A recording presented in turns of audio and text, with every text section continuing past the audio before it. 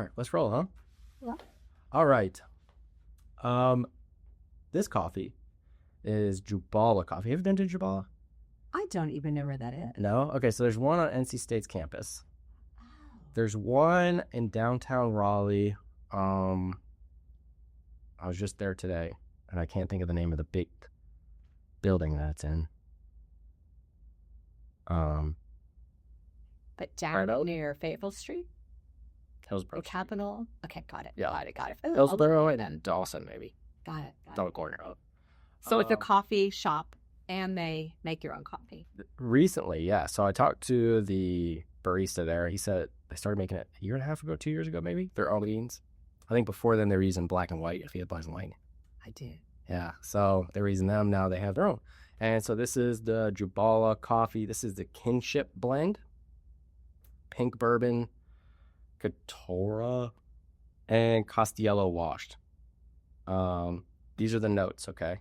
So if you're drinking it and you're thinking, what am I tasting? It's probably stone fruit, whatever stone fruit is, nougat, and chocolate. It's a Colombian blend. Yeah. But I've always been a big fan of Jubala, and then I found out that they made their own beans, so I'm very excited about that. And so the beans, I'm guessing that they get from Colombia. Yeah. Got it. Yeah. And then they roast. I honestly don't know. I don't know what Jubala does specifically, but anyway, yep. Love that. So like I said, at the end, we'll rate it on a scale of 1 to 10. And we want your honest opinion here, Sharon. You know, I got to say, the fact that they're Colombian beans, I started over the last 10 years drinking a lot of that because I've been to Colombia twice. Oh, have you? And so part of that is that love what they've done. So, support different economies. So Yeah. Why'd you go to Colombia? my son was living there. Was he? He was teaching English for 2 years. Oh, that's cool. Yeah, in 2 different cities. And, as a parent, when your son is graduating from college and he's saying, and I'm going to Colombia, you're thinking Colombia is South Carolina. Country. And then when you understand Colombia is South America, you see all of those 3 images kind of come to mind of, cartels, Sofia Vergara, and coffee beans. So Yeah. this is my favorite. Yeah. Oh, that's cool. Yeah. Okay, so let's kind of dive into your story a little bit, which I hear is fascinating. Wow, I'm not sure who you're talking to. Listening. So let's talk about your kind of like real estate journey. When did you get your license? When did you start? All that beautiful stuff. Very long time ago. Okay. So most people that you know, and I'm sure you're one of them, have 6 digits in their license number because they start at number 1. Yeah. I went around for 1, 2, 3, 4, but I have 5 digits in my license. Okay. Wow. So to the extent, happened a couple times when with new construction, and they'll say, you gave us the wrong number because you don't have enough digits. And I'll say, it is. But no, I have tried to come back to North Carolina to help my mom. She had a hobby that she wanted to turn into a business, and my father had passed away. So I thought, and I met somebody that was a commercial realtor from Ohio. Was living here. Nope. I was right here, and I actually been in Maryland. I went to Carolina. Went to high school in Raleigh. Okay. Middle school, all of that. But had been up in Maryland. And so met somebody that Ohio market was drying up, moved here, and that was at a time when a lot of people, what we're seeing now has happened for decades, and they are moving here. So I thought that sounded fascinating. So I ended up getting my license. I did property management. Wasn't selling. But that is why I've had a license for a very long time. Okay. Your property management span, how long did you do that for? Did that for 3.5 years. Okay. Unfortunately, it was with a company, Drucker and Falk. They were the largest on the East Coast. They were out of Virginia, and they opened an office in Raleigh. And again, at the time, this market was going crazy. So they had a lot of new construction. So they put me on new construction, which I loved. Here I am, a young 20-something-year-old, and they would put me on a property and I would get to do, and my background and degree, business, marketing, they'd let me do all the marketing, hire the sales team, train them. And then when they got to a certain place, they moved me to another property. So I was never on a property more than 7 or 8 months. Okay.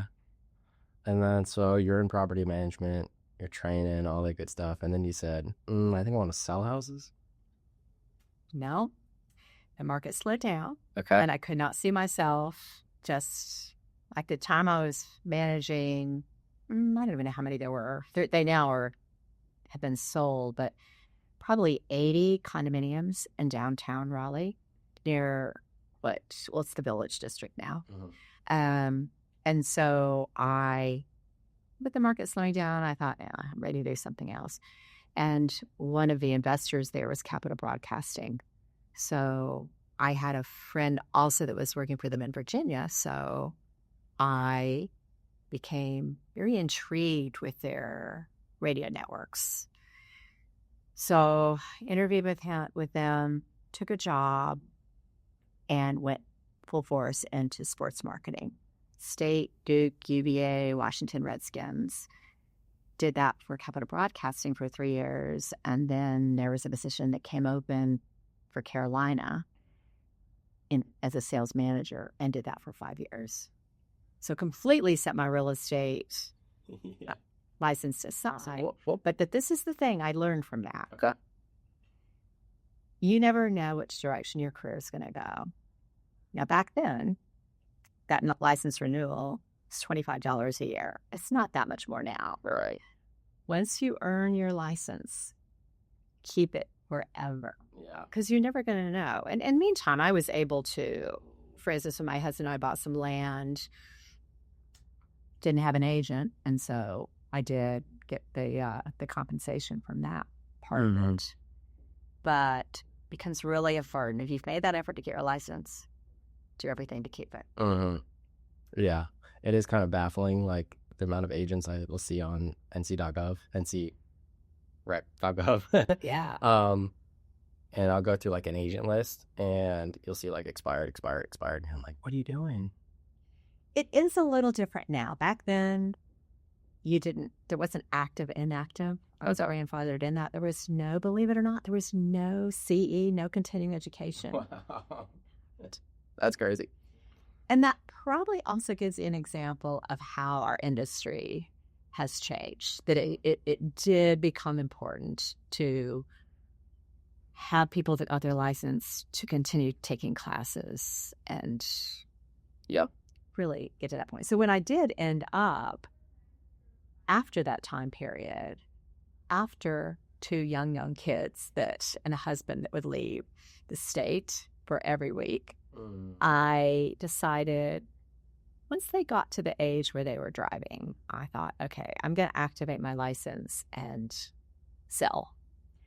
And by then we had bought and sold some houses ourselves. And I also then found to activate my license, then I had to take 4 CE classes, continuing education, because it really was a matter of, okay, you have been an active, you have been selling, you've been active, but it's really important that you are educated. Yeah.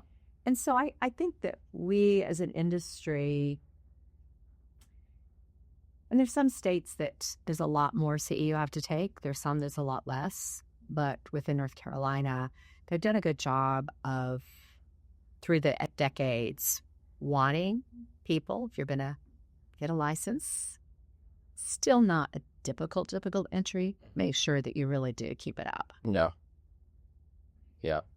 So after you reactivated your license, were you full bore then from there on out till this day? Yes. Yeah. And part of it, when I had young children, and I really admire you, I admire so many agents that are doing it and doing it well and have those young kids at home. Like now, I do think sometimes I found for myself and for my husband to have those 2 careers and have those little babies at home. It was almost easier when they were little babies. Once they get to that elementary school age, middle and high school, there's so many activities. You're putting them in the car, you're getting to this, you want to see them at that performance. I really admire agents that make it work. And I think a lot of them do a great job with finding teams or finding partnership or, having a business model that works for them. Yeah. I did not go through that. It was wow, going to drop the ball someplace if I do this. And I hadn't sold before. So when I did, then my children, I had one in college and one then was driving. It was very easy. And even now, I have nothing that I have to be at a place at a time for anybody other than my clients. Yeah, that's nice. Yeah, we talk a lot about, on the podcast anyway, about like parenthood, obviously, like how to balance the two. Yeah. For me, it's a little different. Yeah, I should say easier, because my wife, she takes such good care of my daughter. She works 1 day a week, which is huge. And then her mom watches her the one day that she is working. It's nice. And so, like, to know, like, my daughter's being taken care of by my wife and my mother-in-law is beautiful. Yeah. It can ease a lot of pressure and stress from me of, like, am I seeing her enough, all that stuff. But even then, it's like in this business, you could build a business where you're constantly making a ton of money, go, and missing the important things in life, which is not a goal for me. I want to see my daughter grow. I also do want to build a successful business, so I'm trying to build the balance too. Yeah. And I feel like we're in a pretty good spot where, like, life's good. Yeah. Good to see my now 8-month-old daughter, and I've got to experience the last 8 months of her growing up. And I told you, she said dad down the other day, and it was just so cool. I loved seeing that video. Well, and I would say talk to other parents, and there is a way to do it. Mm-hmm. I also feel that it's not just our industry; it's every industry. It's just life cycles you go through. Yeah. And sometimes I loved my career. I loved where I was when I had my children. And I did think at times my husband and I were a little naive, thinking, oh, yeah, you can have 2 careers, have your kids. It's got to give a little bit. I think you could probably have a career and a job, or have somebody really, really help out with the childcare. It's hard though. It's hard at different stages. But I also, and I think we both looked at it, my husband and I both looked at it in the way of, I'm going to pause my career. It wasn't that I'm ending it, never doing anything again. And I found that there were things that I did, a lot of volunteer stuff, some sitting on some nonprofit boards, that really allowed my skills to stay fresh and to still grow and to still do those things, that some of those things I was getting out of a career, even if I wasn't getting a paycheck. Yeah. But still, it helped me then when I was ready to re-enter.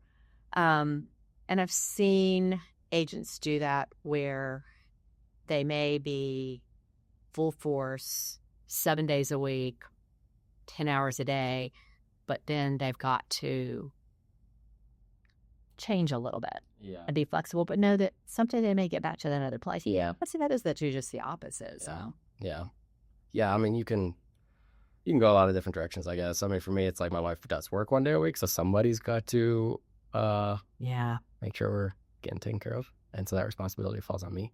I like which that. I gladly take. And then you still get that parenting fun. Yeah. I mean,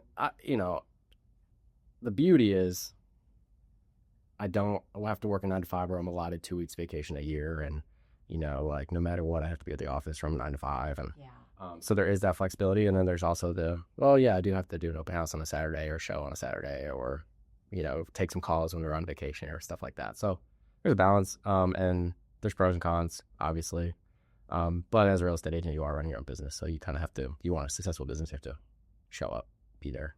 If you want to start a coffee shop, absolutely, you don't show up to your coffee shop. Yeah. You don't open the doors. Nobody's coming. Well, what I found in sports marketing, because every game, every football game, every basketball game, I was bringing clients to those broadcasts, and David, then my husband, who was traveling all week, he would have first my one and then the two all day Saturday.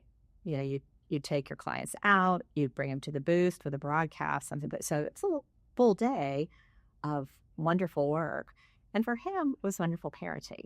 Now, there was always a trip he made to Toys R Us, to Home Depot. So there's always some big plastic toy that showed up after, fun to, but I'd walk in. But I do think it's really important to have both. And I've seen agents. There was one agent I was talking to recently, very successful agent. She has found a way over these last 10 years because of somebody that she found that originally was an assistant that really grew into a great partnership. And so 2 days a week, she picks up her kids from school. She's got 3 kids, and she's able to then go to their activities. It's just this balance. Yeah. And I think we all go through different stages where you need a different balance. Yeah. Yeah, that's cool. Find a business model that works. Yeah, exactly. That's the beauty of our business is you kind of pick out where you need to fit your lifestyle.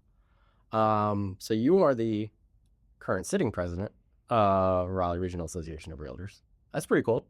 I am. Yeah. I'm that for 2 more weeks.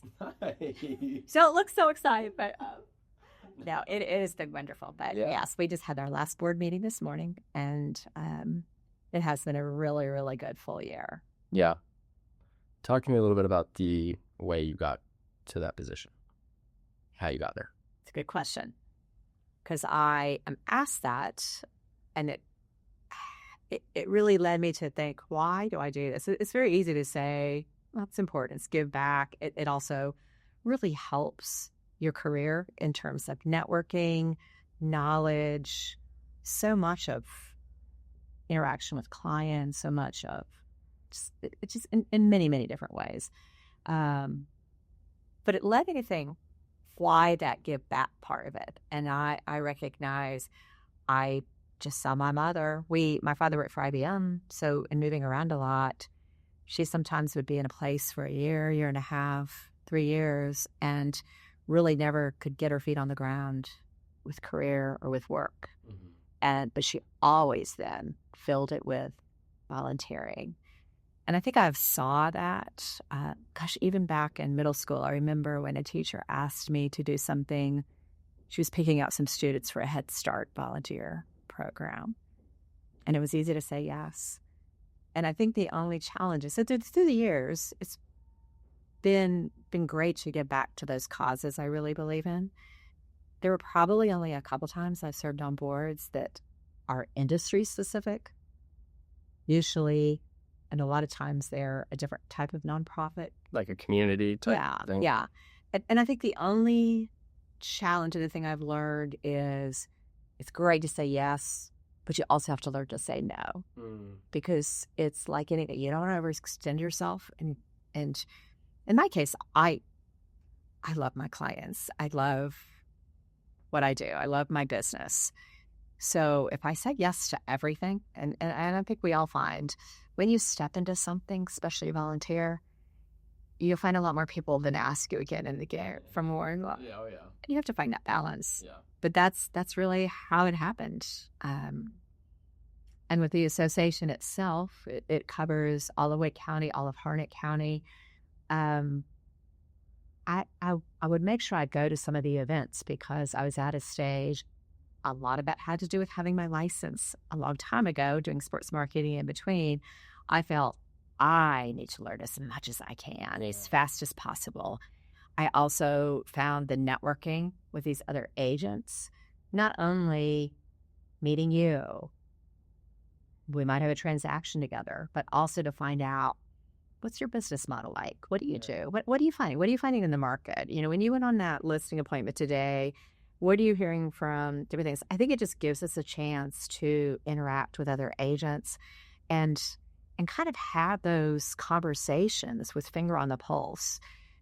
I find real estate is so localized. As much as we can read, hear what's going on, a lot of those things are national coverage. Yeah. And if I'm sitting down with you, if I'm at an event at the association or gosh, even at my agency meetings, I'm going to find things, and you're going to find things. Our conversation will help us each learn more about what's happening in our market, which I think then leads to helping us help our clients a little bit better. Yeah.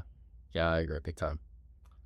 The association itself, the Raleigh Regional Association of Realtors. Yes. Let's just say the Realtors Association, national, state, and local level. I'll tell you one of the best ways I've heard it worded. This was from a past president, and with his inauguration, because it was during COVID, it was RRAR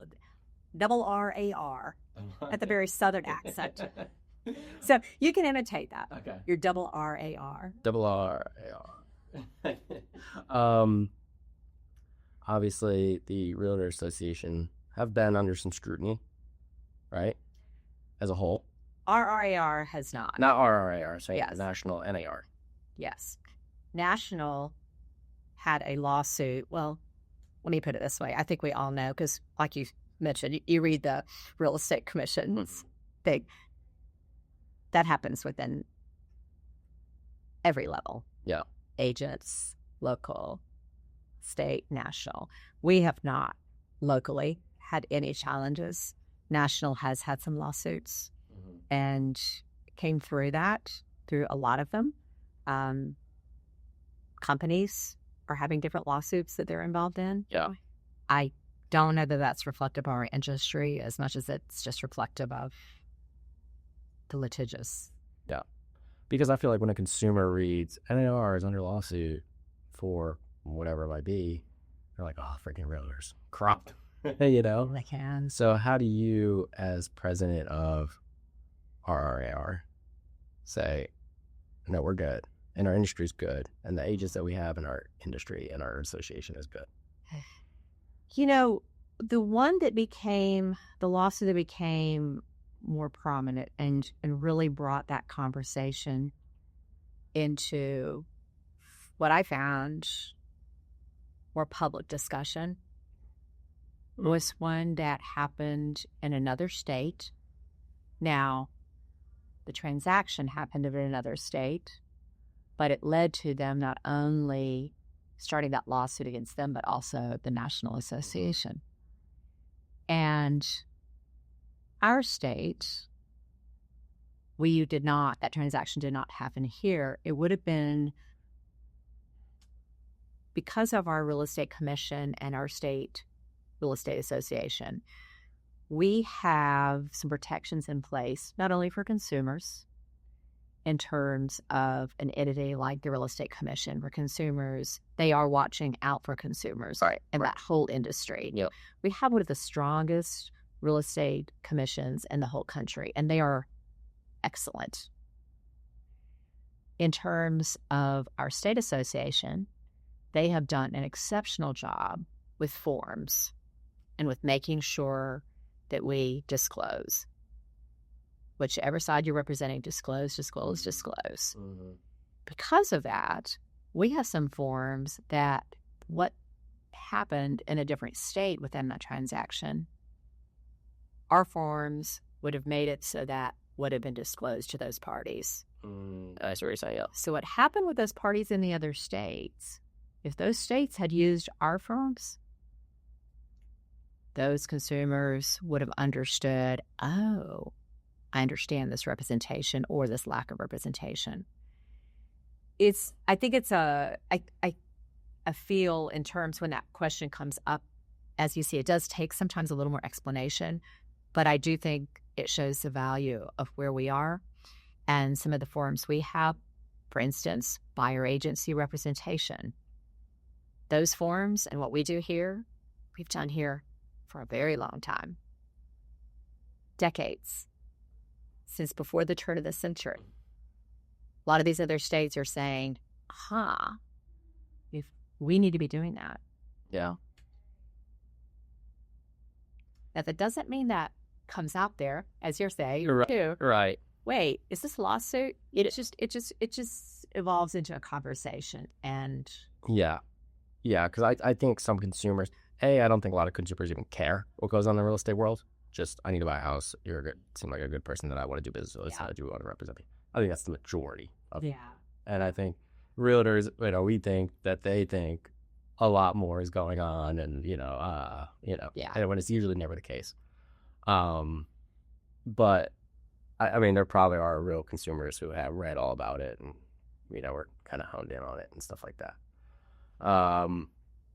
But how do you, as the president of RRAR, kind of keep the association to a higher standard, like a standard that has been maintained for so long? It's a great question. Thank you. That need to make sure that there is education for members. Also, that they clearly see the code of ethics. At the associations from the national level, state, and local, if you're a realtor, you sign a code of ethics. Mm-hmm. If you're a real estate agent, there's no code of ethics. Right. So part of the commitment of the associations is that code of ethics, the different members understand what it is, what it involves, but also that there are entities in terms of committees like grievance, professional standards, that when things do bubble up and questions happen, they can be addressed and brought before those entities. Also, letting, for instance, I think it's in February, we have the Real Estate Commission come in as a speaker for some events. And I think knowledge is very important. And I do feel that if you're going to be a professional, if you're going to be a realtor, if you're going to be the best you can be for your clients and thus for the community, is you continue to educate yourself. So one of the objectives of our association, and I think a lot, are that you make sure your members have access to these tools so they can listen to these great speakers that can answer those questions, can answer some of these scenarios that we see or some of these situations, and understand the importance of handling them correctly. Yeah. Do you think our standard for CE now, the 4 hours elective, 4 hours, either gen up or pick up, is right where it should be? You think we should have more? You think we should have less? Like, where do you think we are with the level of CE that we're at? I personally, and I'm thinking you're probably the same way, you probably don't limit yourself just to those 8 hours that are required. You probably do more. I was at the association yesterday. They had the Code of Ethics training and fair housing training, and I was there to speak to the new member orientation. Oh, okay. And when I was checking at the desk, and I said, I know I took this last year. She said, I can't remember if I said that. And so she said, oh my gosh, Sharon, you've actually done 3 of these ethics classes. And I just was laughing at it, but I thought, well, yeah, I mean, part of it, if these things are available to learn more, do we really want to just do what that minimum? I think agents that want to be the best for their clients and for their own business are probably also those agents that just want to learn and learn more and apply more and do things right. Because I think we all know the best thing you can do for your business is have that reputation that you can do it, and you can do it right, and you can do it so that your client is going to win from it. I'm sure there are people that is 8 hours is a struggle, or they say, don't even want to do 8 hours. I just view it the opposite. That it's like an athlete, right? Like you want to get better at you're going to watch film, you're going to study. You want to be minimum? Yeah. You have that option to do 8 hours. And I'm not saying that you do get a lot of out of those for 8 hours. depending on, what your elective ACU pick. But there are states that have a lot more. I do hear at times that question does come up. That would be the state level that would make that decision. Yeah. We actually talked about it in the last time I took CE, is if he kind of sparked a little debate in the thing if there should be more or less. Yeah. But do you think there should be some type of, I don't know if it's like CE hours is the answer, or if there should be an answer. You have your agents that you're talking about that do the bare minimum, because they might just be a stay-at-home mom that just want to sell a few houses a year and maybe one house a year and kind of just get an extra jingle in her pocket. And then you have the agents that want to make a career out of it, make a living and thrive, be the best in the business. That's a pretty wide spectrum of people. Do you think that there should be a higher standard for that stay-at-home mom that just wants to do a little bit more than like the 8-hour CU? Like, is there like I don't know how I'm trying to ask this question. Like, should it be a harder job for people to maintain and to do? Or do you think it's right where it needs to be as far as like for that person, and then you can still thrive if you want to? Does that make sense? It does. It does. Because I've heard this question come up a lot with even entry. Should it be harder to get a license? Yeah. Should it be harder to keep your license in terms of continuing education or even cost? The harder entry you have in different industries, the fewer people that participate. It has been an industry that has been flexible in that way, because the person who is selling, who is practicing, when I stepped away from selling, maybe they're doing property management, maybe they're selling, maybe they're helping buyers, maybe they're doing their own flips, whatever they're doing. It allows that flexibility of model here in our market. But then that person that is in Salisbury, North Carolina, or Murphy, it's a very different market. You may have fewer agents there. You may have different aspects of it. So as long as we have, and we have throughout the country, state licensing and state licensing boards, they are having to consider the whole state. So to your point in your question of an individual person and kind of how they look at, that the example you gave of how their business model is, sounds like it's probably very different than your business model, very different than my business model. Now, could that person actually be more educated and really better for their client, even with that business model that they're really only doing one transaction a year? It may be in their off time when they're not actually with clients. They may be studying and reading and doing more than that agent that has a team of 100 people and are spread very thin. It's really hard to know. And I think that's probably always the struggle that licensing boards are going to have. And again, not just in our industry, but in every industry. I do feel that because of the nature of our industry with referral or repeat business, some of that plays out itself.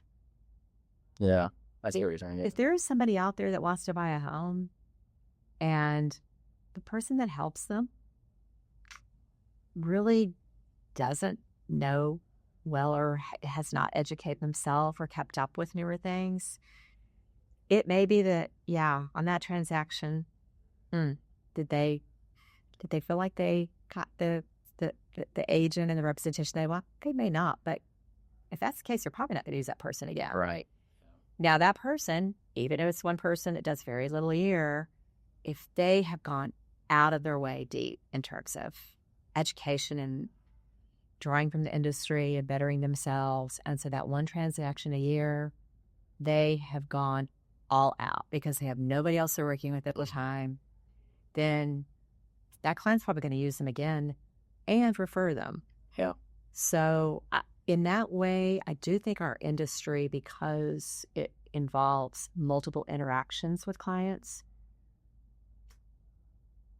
you and I know the better our clients get that representation, the more likely they're going to have been very, very pleased, use you again, refer you to somebody, and your business grows. Yeah. I mean, we're human beings, so you're going to have bad apples in any industry. Yeah. You know, like, you just are. And look at, like, the barrier to entry for a lawyer. Like, it's tough to be a lawyer. Like, so hard. And you still read about it. This lawyer did this. This lawyer got disbarred because of this or this. Like, even though they had to go through all of that to get... So... I just finished reading The Devil at His Elbow. So Okay. I don't know. An attorney Okay. that we know of, South Carolina. He'll Alex Murdaugh. Yeah. Oh, okay. Yeah. So yes, you're right. Yeah. Exactly. Yeah, exactly. So for the whole, like, barrier to entry being tougher, could it be tougher? Sure. But is it going to weed out bad apples? We're human beings, so there's going to be bad apples no matter what industry you're in, like you were saying, you know? Yeah. I think, yeah, obviously that's the point of the NCRAC is, okay, yes, there are going to be realtors who are unethical, don't do a good job. But that's why we're here to protect the consumer. And as a realtor with the associations, that self-policing with the grievance committees and the professional standards committees and those hearings and those cases really also have the ability for realtors, when possibly they're human, they've made a mistake, for them to learn from that. Mm-hmm. No. Sometimes severely, sometimes might be they have to take a course or they have a fine, but we'll still to say, you didn't do this the way you should have. Right. You got to learn more. Yep. There's still consequence to your action. Yeah. Yeah. I was talking to an agent. We were talking about this exact topic, and he was like, yeah, it's always funny how once you get your real estate license, you're like, it should be tougher. But while you're trying to get your license, you're like, oh, this is so hard. I don't know if I can pass this test. But once you get it, you're like, okay, now that I got it, you can. Yeah. And I do think it gets harder. I'm always told that, yes, it every year it's a little harder, a little bit more. And I think you probably see that in the mandatory CE course. Mm-hmm. I'm told by the Real Estate Commission and those that have been involved with the teaching those courses, that really what you're taking in the mandatory CE course every year is put together from all the cases that are brought before them the year before. Yeah. So they said, so it's a great commission to say, wow, we're having all these consumer complaints on this, on that. We need to make sure that is in the CE program this year. So what that agent learned and what we're learning about what happened in that situation, that mistake isn't repeated. Yeah. And then they can make sure that the 56,000 realtors that are across the state, even more agents at that, understand that and know that. Yeah. And I think, there's a reason why, at least back when I got my license, I was 18, and I Googled what's the toughest state to get your license in, and it was North Carolina. Was it? Oh, I love that. Yeah. And I don't know if it still is. I should Google that, or Google it, people. Do you have a license any other place? No, do you? No, I don't. Yeah. If I was like in Charlotte or something, I would have South Carolina. Yeah. But yeah. I think a lot of people do. I'm also like, even if I, wanted a South Carolina or a Virginia, or if I had family in one of those, like, I wouldn't be able to serve those clients well. So it's like, why would I don't know the area, I don't know the market. So I'd rather refer you out to somebody that does. Absolutely. So, but again, like if I was in Charlotte and I know what's the town there, Spartanburg, South Carolina, and you're kind of like right there, really close. Yeah. And you're like, yeah, that makes sense because you can live in both. Both towns very well or cities very well. Because you've always lived. Have you ever lived in another state? Pennsylvania. That's where I grew up. Yeah. Okay, but I moved. From 18 on, you've been here. Yeah. So similar for me. From the time I got my license, I've not moved to another state. So I only have my North Carolina license. But if I was to move to, let's say, like Texas, for whatever reason, just because Texas is cool, I don't know, I kind of always wanted to live. There you go. Like I would get my Texas license, but I would obviously keep my North Carolina license Yeah. in case I ever wanted to move back. But I don't like. I wouldn't like. Oh, here I can write up an offer here in Texas and send it to you. I'd be like, here's a great. I know probably 500 great agents in your market. So here's what my. It's what makes you a good agent. I think the agents, and that is something that on a national level comes up at some of the conferences, certainly comes up even within the state, is an agent that lives here full time, but services somebody at the beach.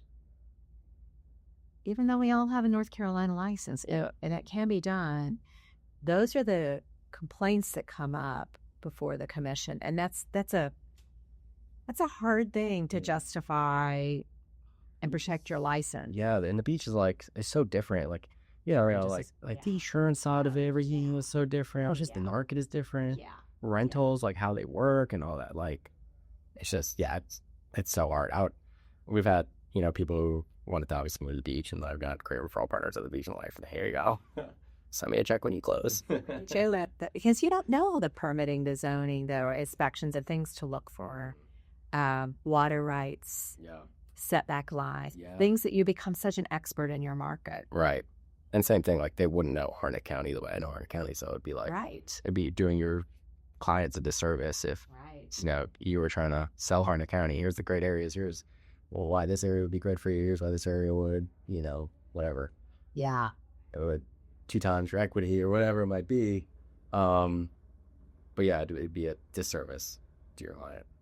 And I think you want the reputation of like, the honesty of I'm not an expert, but here is an expert. And they'd be like, oh, thank you for not trying to like squeeze every dollar you can out of me. Yeah. And I can still have top level service. You're still taken care of. And we can still maintain a great relationship instead of us having a transaction go sideways. We're in that relationship. You're a good agent because of that. Thanks. Speaking of good agents, what do you think makes a good agent great? Like, why are some agents excellent and some are not? Communication is probably the first reason. Okay. Because if your client's trying to communicate to you and you're not on that other end of communication, listening or understanding, things can go south.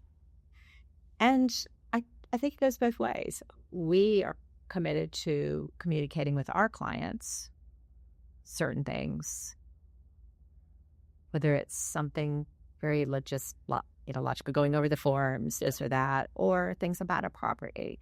But communication is really important. Yeah. And I think it kind of feels that way sometimes if you're building a relationship. But in terms of talking about that transaction or leading somebody through a transaction, you've got to be able to communicate. And that doesn't mean just talking. That means listening a lot. Yeah. And hearing what they're really saying. Mm-hmm. People need to do what they say they're going to do. You can example. If somebody says, I want you to be my buyer agent, and that I need to make sure I can see these houses, or, pool's really important to me.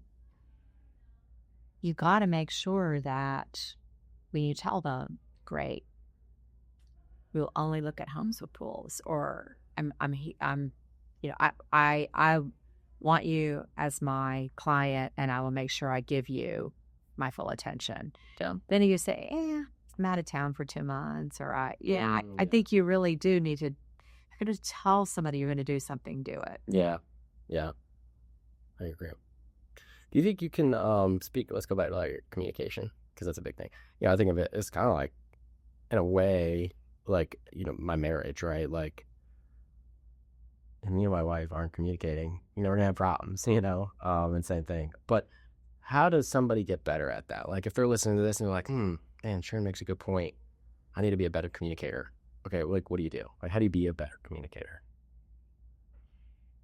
I think part of it, think about the people you've been around that you felt they were good communicators with you. Was it eye contact? Was it when you had a conversation, they would follow up with you? Or particularly in our industry, if you say by phone, gosh, I'm in the car, kind of summarizing it later and emailing them. If you felt that they were really on that. I have found with other agents, there are things, I'm going to give you an example. There is one agent, I remember the first time I showed her home, one of her listings, I put in the request. This was back in a day and time where you might, have 10 homes you're showing a client in one day. And she was the only one that called me. When I put in that showing request, she called me and she said, thank you so much for showing my listing. Just want to tell you some great things about that property. Boom. Yeah. So when she did that, it was great to know about that property, but obviously, of all those 10 properties, it was going to be what my client liked. I mean, it's really content, that information that she told Cherie about it, can certainly relate to them. But the main thing I learned from that wasn't just so much about that property. It was that transactional relationship that she started before my clients even saw that home. And I realized, that made me feel good as an agent. One, it also lent me to knowing a little more about that home than I did about the other 9. Yeah. I also knew if I had questions about that home, this person is a phone person. Even while I'm there at the showing, I could pick up the phone and call her and say, hey, I'm at your home. I have a question. Yeah. I probably could have been any of the other 9 too. Right. The fact that she did that, so I tried to do that. Now, there are times things get crazy busy. You might be in a meeting, you might be with another client. So when you go to showing requests, you can't always do that. But anytime I can, if I've got a listing and somebody puts in a showing request, if I can pick up the phone and call that agent before they see it and just say, great home. Let me tell you a couple things about it. If you or your clients have any questions while you're there, let me know. I can't reach them like that because a lot of people don't pick up their phones. I just text them that information. And it all came about from that one agent doing it with their listing. Wow. So if you can find, and then to come find out, she's a very successful agent and has been in the market for some time. Yeah. And realized she didn't get there because some magical thing. Yeah. She did that by making that effort and by that communication and doing those little things that nobody else is doing. I love that idea. I don't do that, but I'm going to start. That's a great... You can't do that with everybody, but here's what you can do. And again, I think in this day and time, and you'll find that when you call an agent, a lot of times they'll say, I'll get back with you. If you want to reach me faster, text me. So if you have a listing, and particularly one that you're going to have a lot of showings or a lot of interest, or perhaps you have a lot of meetings someday and this is coming on the market, write a text and then just make sure you have the ability to send it to yourself, send it to your wife, just send it to somebody so that you can just cut and paste it. So every time a showing comes in, just get it out and then and make sure your name's on it, make sure your emails on however you like to be communicated with. And I think you'll find a lot of agents will say, wow, thank you for this. I think it really, too, is really great now in terms of having that communication on compensation. When we have listings, we are representing our seller. Mm-hmm. And so the more that we can communicate those attributes of our listing to somebody that might be the person on the other side of the transaction and bring a great buyer, you do that early on and it starts that open communication. That's fantastic. Yeah. Well, thank that agent that did that to me all those years ago. That's awesome. So, what's kind of next for Sharon? You got 2 more weeks. How do you feel about it? President, I feel great. Yeah. I have, I've served on other boards before, and as somebody I really admire, mentor who's been in this position before, as well as other leadership roles, has said transferring to that next stage and respecting that leadership with grace is the best thing you could do as a leader. And I truly believe that, particularly in roles like this where we're volunteer members. Yeah. And it does help that the next president is phenomenal. But it'd be great. So, but I find that it is great to be able to say, even as whatever leadership role you're in, whatever you do, recognize when it starts. You don't want to step on people's toes before that. Right. But also, when it starts, remember, this is going to have an ending. So what do I want to get done in this time period? Don't want to wait to the last minute, and I certainly don't want to step on toes of the next person. Yeah. And then you gracefully say, it's been a great year. Yeah. Now it's the next person's turn. Give other leaders the chance for them to do. They may change things and do things completely differently than you've done. And that's okay. You're going to learn from something. So in answer to your question, in this role, then you serve as past president for a year. Oh, okay. So come January 1st, I will be past president, which I will still serve on the board, still serve on exec, chair 2 committees. But I also find it is that very gracefully, you step back and say, Mr. President, you've got this. And if you need anything, I'm here. But you don't kind of micromanage them and say, oh, you needed it this way. You just do it with grace. Yeah. Your year as president, did you achieve what you wanted to achieve? I did. It was really important to me that members understood this is their association. And you do a very good job of communicating that. Well, thank you. Thank you. I feel I visited that association because we had in-person training back then. And then some of the events, I just had some flexibility. I didn't have little kids at home. I didn't have to be home to cook dinner at a certain time. So I did have that ability when between appointments or when I didn't have a client in town or I wasn't really busy, that I could drop by there and see some of their events, learn some of the courses, take some of the courses, and it made me a better agent fast.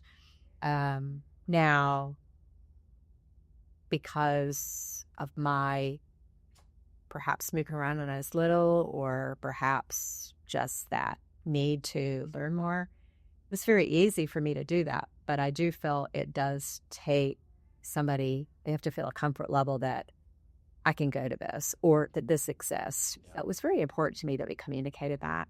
Yeah. And then to make sure that everybody knows, that slogan of you belong here, that they really do belong there. Yeah. That's your association. You pay for it in dues. Take advantage. Get whatever you want from it. Yes. Whatever it is. Yeah. That's cool. We also surveyed the members last year before we were working on the strategic plan, and the number one thing that agents wanted and members wanted was networking. Oh, yeah. I can see that. Yeah. So give them opportunities. Yeah. Not everything has to be structured. Just let them get together and it happens. Yeah. When I first got my license, I didn't have any business. I was 18. Didn't know what I was doing. So I go to the association a lot and just go to the networking events or some of the classes and stuff. And the first networking event I went to in this class, I can't remember, your class network event, I met Kevin Woody, the first guy I ever met in this business. And Kevin Woody's the former broker in charge here at the Compass Carry office. And then when I came over here, I'm like, I get a phone call. I had Kevin's number saved in my phone. I've never talked to him since. I mean, see, it was like he wrote me a letter and stuff after, and was like, it was great meeting you. Yeah. And then I saved his number on my phone, and then I get a call from Kevin Woody. I'm like, because I didn't know he was even the broker in charge here. And I'm like, Kevin Woody, where do I know that name from? Oh my goodness, that's right. I met him at the association 7 years ago. He's like, hey, I saw you were joining the Compass Carry office. Yeah. But even like that, like 7 years later, I had a relationship that I took going just bobbing by the association because I had nothing going on that. I know, maybe. Yeah. Yeah. And look at even some of the opportunities when it came up yesterday. I thought of you a couple of days ago, Yeah. just saying, gosh, he'd be great in this role. Yeah. And so I do think the more that you talk to people, we all just see those little places where somebody may want to plug in, but it comes from, again, back to communication, which with networking with other agents, really helps. Yeah. So you're going to be past president for the next year. What else you got going on in the next year, couple of years? What do you want? Like, what's your goals? So in terms of that role, Mm-hmm. I still serve on the state board, and I'm actually the regional vice president there for 2 years. I'll start serving as RVP on January 1st. Okay. But I've been on that board for a couple of years. And then for the National Association of Realtors, I'm on that board for another year. Okay. And that doesn't feel any different. It probably allows me to have a little more flexibility during those events. There is something I think we all find if you're president of an entity, you do also have to be kind of the lead on things, and or you're asked to be the lead on things. It's kind of nice to take that back seat and introduce you to people there, Frank to interview, other people, so they can take and step into those roles really well. The other couple committees that I'll serve on there, one is leadership development. So those folks that want to get into leadership at the association, those are identified with a committee, brought in, and I find that it's also. And I think it's good when you volunteer for something, you kind of, again, back to that, the beginning and the ending. It's great then to also see how this affects my business model. When I was stepping into this, I talked to past presidents to figure out, is this doable? Not going to make this a full-time job. How do I do this and keep the balls in the air? One colleague that you and I both know and love very well gave me the advice with meetings: you get in and you get out. You manage your time. Having fewer meetings and having fewer things that bubble up. A lot of things that bubble up come to the president's attention. Having fewer of that, I know I'm going to have more time next year. Yeah. I think you were talking about The coffee. Yeah. Let's go to the coffee. Did you get your rating in there? No, we did not get our rating. All right, let's go to the ratings. What'd you think of the coffee? I think it's delicious. Yeah. Very smooth. Really good. Yeah. On scale of 1 to 10. Between 8 and 9. Okay. Yeah. Really. Good richness, even after it was really, really good when it was hot, to be honest. Yeah. Feeling good, sipping on it like this over time. Yeah. Cooling on. Yeah. I really like it. Yeah. I'm an 8.7. Well, there you have. Where's that between 8 and 9? That's right. Actually, one of my guests told me, he goes, what you need to do is have them we both need to write down our ratings, our reviews, like blindfolded, not blindfolded, but like you don't know mine, I don't know yours. He goes, I wonder if that would skew your rating. You said between 8 and 9. I'm obviously between 8 and 9 at 8.7. Did you have the 8.7 in your mind before I said that? I had upper 8s. Oh, yeah. The first sip I had upper 8s, so. Yeah. And I think you heard me say first 9, and then I said 8 to 9. So he was like, I don't think he's like, I don't know, maybe you do it intentionally, but he goes, maybe it's just like a psychological thing where it's funny. He goes like, what if I said 9 and you were like, wow, that was the worst cup of coffee I've ever had, but I'm not going to say that. Yeah. You know? Yeah. But at the same time, I feel a good cup of coffee is a good cup of coffee. That most people would agree, this is good and this is bad. Like, we had one that we rated he rated a 6. I think I gave it like a 4.8. Like, it was for that. Well, here's the good part. You do this every week. Your guest only does this once ever. Yeah. So if you're asking them first, they're probably being honest with you. Yes. And as long as then you're comfortable, if they say, between 8 and 9, it is 1.5. Yeah. I would gladly There give you something at 1.5 of it. There you go. But you're getting probably a really good true rating. Yeah. But I just love Jubala. So, obviously just going there for so long, like that plays into it. Before our little glitch there, I was saying that it depends on what time of day too. A little bit like my review. If it's like one of my first cups of coffee, it's probably going to be higher just because it's like, oh, this is like, I needed this in the morning, it's nice, it's good. Yeah. Obviously like now it's like 3:30 or something like that. So it's like a little later in the day. Yeah. There's a lot of factors that go into it. Yeah. If my guest isn't very good, then I'll give it a low. No, she's kidding. I've had all great guests. So Wait a minute. If your guest isn't good, do you rate it higher or lower? Lower. Because the conversation's good, Fabi's thing, they all stay. Yeah, it's not like, I only get pleasure out of coffee, nothing else. That's true. It could go that way too. I think my highest reviewed coffee ever was a 9. Peak City coffee out of Apex. I do like Peak City. I am having the owners on, both of them, to hear their story on the podcast. So stay tuned. That should be like next week or the week after or something. I will. Actually, It's great. it won't be next week. Christmas. Oh my gosh, that's crazy. So I guess I won't post anything on Christmas Day because nobody's gonna listen to it on Christmas.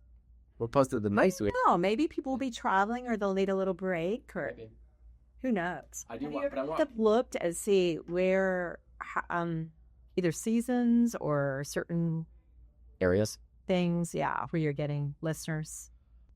It's so crazy. My first 10 episodes were exclusively like North Carolina.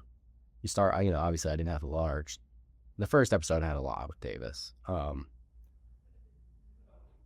don't want to get to like how many, who got how many, but, I started kind of local Raleigh area. And now it's grown. So like I have like a few people in Utah that consistently listen. I have a few people in Texas that consistently listen. And so it's really cool, like, to have it kind of branched out. Obviously, the agent or the professional, or whoever I'm sitting across from, the people that follow and everything, they'll tune in. And my hope is that, hey, you tuned in, you liked it, you'll stay. Yeah. So people who've never listened to the podcast before are going to see that Sharon was on, and they're going to be like, oh, I want to hear what Sharon has to say. And I hope you stay and you listen to the other episodes because they're really good. That's a great, But there's that build. yes, yeah. And obviously, I'm definitely have the green arrow up in some episodes, just, for whatever reason, don't do as well. Some episodes do very well. You can't really tell. Is there any seasonality? I also haven't, if I did it a full year, I probably could tell you better. Yeah. We're only 6 months in or 7 months in or something like that. So. I don't know how the measurement is. I have a blog that my son writes for me. Oh, nice. And he does activities for the month. Mid-month, though, occasionally he'll do a thought piece. And he did one on the warehouse district. This is a couple years ago before it was really as developed as it is. And he said, wow, I'm not really sure how this is getting such a big following and some people reading it because I didn't post it in the normal way I did it. And so it just made me curious as to, you can't control all of it, but then you're curious as to, now why? Yeah.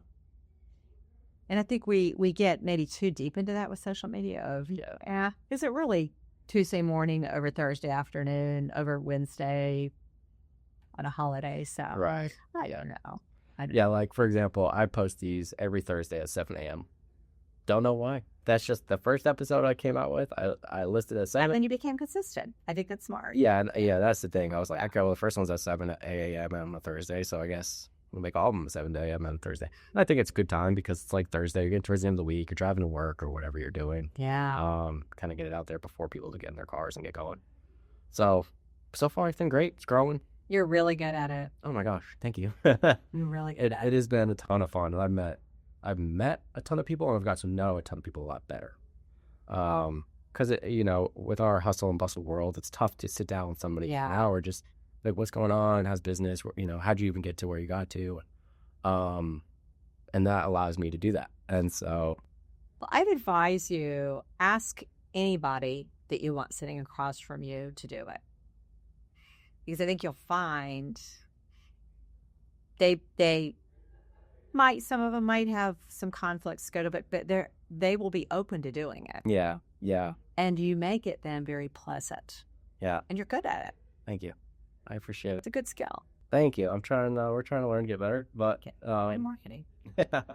I love the tie-in with the coffee too. Thank you. Yeah, well, that was the thing. It's like, I've always loved coffee, and so why not sip on something while we talk? Yeah. You know? Yeah. I'm not going to probably bring beer in here. And coffee's a little universal for most people. Most people will drink it. Some people use a ton of creamer because they don't love it, but that's okay. That's just the way they enjoy it. You haven't had to switch over to tea for anybody? I'm not. They're not No, doing it. everybody is not. Everybody is at least taking a sip. Now, some people have only taken one sip, and they're like, I'm just not a coffee person. But they've tried it on the show. So, very gracious. Keep it up. But it has It's a good logo on there too. Thank you. Yeah.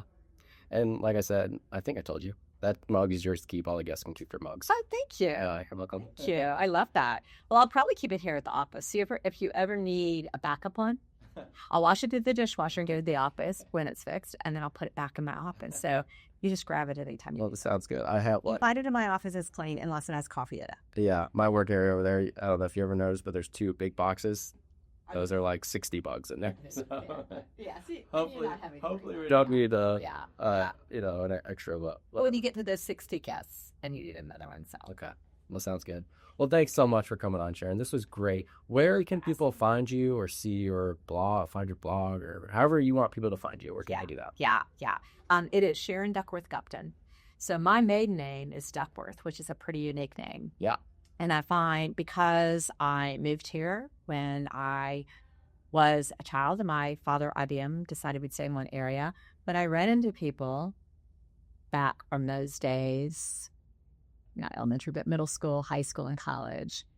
And I will always say my name. I'll always add the, Sharon Duckworth Gupton. And then they'll go, oh, now I remember you. So I have it on there. Okay. So. I like it. You're great. Thank you. Thank you for Appreciate coming it. on. This has been so much fun, and I've learned a ton from you. Hopefully, the listeners have too. I'm sure they have. Yeah, you're really good. Thank you. Really. Thank you. All right. Call it a day and go hug that baby. Yes, I will. Can't wait to see her. All right. Bye, everybody.